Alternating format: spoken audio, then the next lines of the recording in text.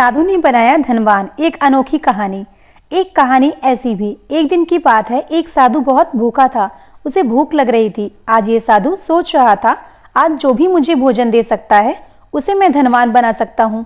यह कहकर वह एक गांव में जाता है। जैसा कि बताया गया है, साधु बहुत भूखा था।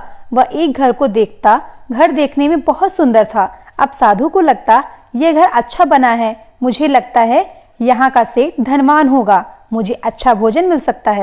वह साधु घर के बाहर से आवाज लगाता है। उसके बाद सेठ बाहर आ जाता है। वह कहता है, क्या बात है, तुम्हें क्या चाहिए? साधु कहता है, मुझे बहुत भूख लगी है, मुझे भोजन मिल सकता है? मगर वह सेठ कहता है, तुम्हें कुछ काम करना चाहिए, यहाँ पर कोई मुफ्त का भोजन नहीं है, ये ऐसे चले जाओ। वह साधु आगे बढ़ जाता है। साधु को कोई उम्मीद नजर नहीं आती थी कि वह सेठ ऐसा कह सकता था। वह साधु उसे धनवान बना सकता था, मगर शायद सेठ को अधिक धन नहीं चाहिए। अब साधु एक गरीब के घर जाता है।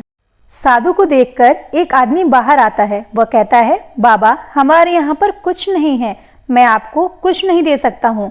वह साधु उस जगह से भी चला जाता है।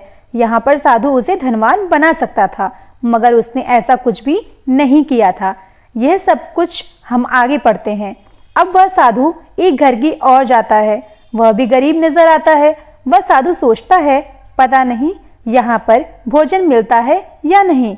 वह साधु आवाज लगाता है। एक महिला घर के अंदर से आती है। उसके पास भोजन था, मगर वह बहुत कम ही भोजन था।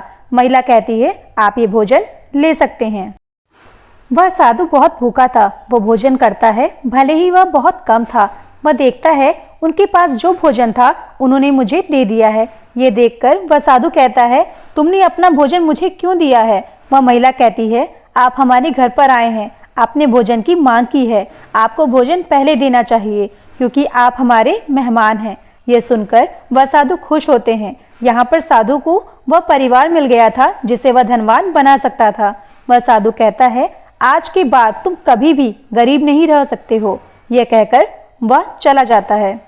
एक कहानी ऐसी भी। जब महिला घर के अंदर आती है, उसके घर के अंदर सोने और चांदी के सिक्के होते हैं। वह परिवार अमीर बन गया था। जीवन में हमारे कई कर्म बहुत कुछ बदल सकते हैं, मगर ये तभी होता है जब आप अच्छे कर्म करें, मगर उनके बाद किसी को भी बुरा ना कहें। अगर आपको ये कहानी पसंद आई है, शेयर जरूर करें, लाइक भी करें और कमेंट बॉक्स में अपनी राय जरूर बताएं।